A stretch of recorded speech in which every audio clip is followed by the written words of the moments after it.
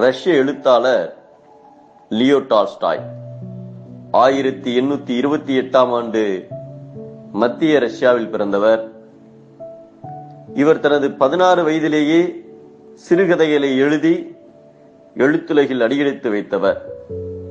பின்னர் பல நாவல்களை எழுதி ரஷ்யா முழுவதும் புகழ் பெற்றார்.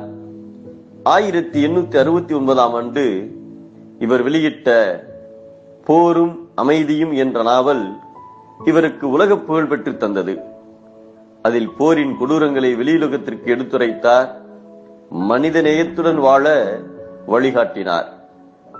இப்படித்தான் வாழ வேண்டும் என்று தன்னை முறைப்படுத்திக் கொண்டு வாழ்ந்தார். ஏழை பணக்காரன் என்ற பாகுபாடின்றி எல்லோரையும் ஒரே நிலையில் மதித்திட வேண்டும் என்ற கொள்கையாளராய் விளங்கினார். தமது இறுதி நாள் வரை பிறருக்கு உதவுவதிலும் அன்பு காட்டுவதிலும் சமத்துவ சிந்தனையை வளர்ப்பதிலும் நிலைத்து நின்றார். ஒரு முறை ரஷ்ய தலைநகர் மாஸ்கோ நகர சாலையில் நடந்து சென்று கொண்டிருந்தார். அப்பொழுது ஒரு பிச்சைக்காரர் அவரிடம், எனக்கு ஏதாவது உதவி செய்யுங்கள் என்று கேட்டார். உடனே டால்ஸ்டாய் தனது சட்டை பையை தடவி பார்த்தார். அதில் காசு ஏதும் அகப்படவில்லை.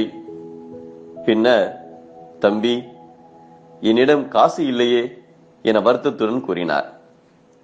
பிச்சைக்காரர் அவருடைய அந்த சொற்களை கேட்டவுடன் மிகுந்த மகிழ்ச்சி அடைந்தார். டால்ஸ்டாய்க்கு ஒன்றும் புரியாமல் அவரை வியப்புடன் பார்த்தார்.